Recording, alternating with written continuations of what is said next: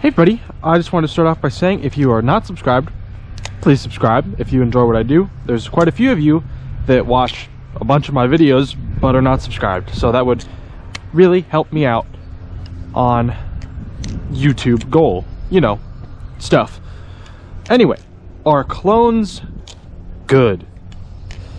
Now, the keen of you will notice that I am actually not flipping a clone, and that I do not own any clones. So you might think that you already know what I'm gonna say. And if that is exactly what you think, you're half correct. Are clones a good thing? For the hobby? I think that it's a tricky thing to answer. And I think in order to understand whether or not clones are good, we have to first understand what kind of role clones are filling in the hobby. Clones primarily are cheaper versions of higher-end balisongs that are made by Chinese companies. So these Chinese companies basically recreate the designs of these more expensive balisongs, often using cheaper materials, which allows them to bring the price down. Usually it's like a quarter of the price of the original. So, is that a good thing for the hobby? Because what that allows is it allows people that normally would not have access to those balisongs to get something similar. Now, of course, if you're using different materials, it's going to flip differently. So they're not necessarily getting the same flipping experience unless it is same materials, because sometimes they are. But you are getting the same design, at least mostly. They're not always one-to-one. So is that a good thing? I do think that it is good that these companies are able to provide balisongs at a price range where most companies shy away from and don't make products in, that they're making these cheaper, more affordable balisongs. Because I think it's good that people have more options at the lower price points, and especially more good options. But I do not think it's good that they make clones. I think that the clones are basically stealing the design of these other bigger companies like Squid Industries, BRS, for instance. Their designs are getting stolen by these Chinese companies who are then making cheaper versions of their products. And I don't think that's good because, you know, that could be something that those companies want to do. It's their design. They could choose to make a cheaper version. Like how Squid decided to make a more expensive version of the Mako, called the Madco.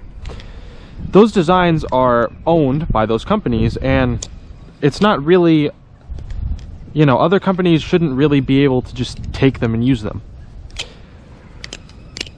But, like I did say, it is important that balisong flippers are able to have cheaper balisongs that they can buy.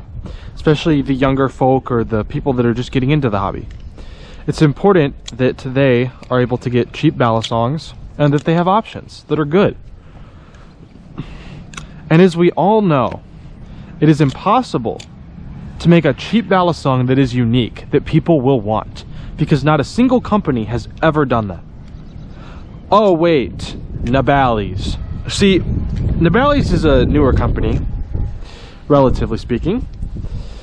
And they kind of blow this whole clone thing completely out of the water in my eyes, because Nabalis does not make clones. They make their own original designs, and they're in the same price range as most of these cheap clones. And what has happened with Nabalis is that people love them. People love Nabalis. They buy all their stuff. A bunch of their stuff is always sold out. And sure, you can say that, yeah, they're popular, but that's only because they work with Will Hirsch and Artsy. And sure, that is a really big part of it. But the Nabalis wing still sold out almost immediately, despite having no affiliation with any YouTuber. And the Create with Nabalis contest, I think they said, had over 1,500 entries. They are a popular company. And yet, they're a Chinese company. They make their own designs, and they're in that like sub $100 price range, at least most of them. So Nabalis has proved that you can make original designs and people will still buy them, and they can be good. They don't even have to be like clone adjacent, like, oh, that kind of looks like a Mako, I don't know. They make their own designs, and they're cheap. You can do it. They proved that it's possible, and that people will buy them. So they've kind of shown, to me, they've shown all these clone companies that the hobby does not need clones. And clones are therefore not good for the hobby because we don't need them. We have other options that are just more ethical. You know, it'd be like, is factory farming good? Well, almost everyone would say no, because that's unethical to the animals. But if you said, okay, well, are you willing to stop buying factory farmed meat if it means you won't get any meat? And then it's a tougher decision. A lot of people might think that clones are bad, but then if they say, well, okay, how about you don't buy any clones, but that also means you can't buy any cheap balisongs because there are none, then it gets more complicated. But Nabalis has created cheap balisongs that are not clones that I think is going to allow a lot more people to avoid clones. Now sure, some people are still going to buy clones because they like the designs of the expensive balisongs, but they either don't want to spend that much, they don't support that maker, or they just don't have the funds, but they really want it.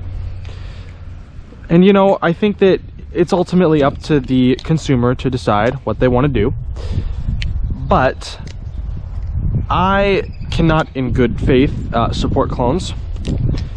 But I'm not downright saying they're bad, but I'm saying that they're unnecessary and that I don't really think they should be a thing, because all of those clone companies could easily make their own designs, and I guarantee you people will buy them.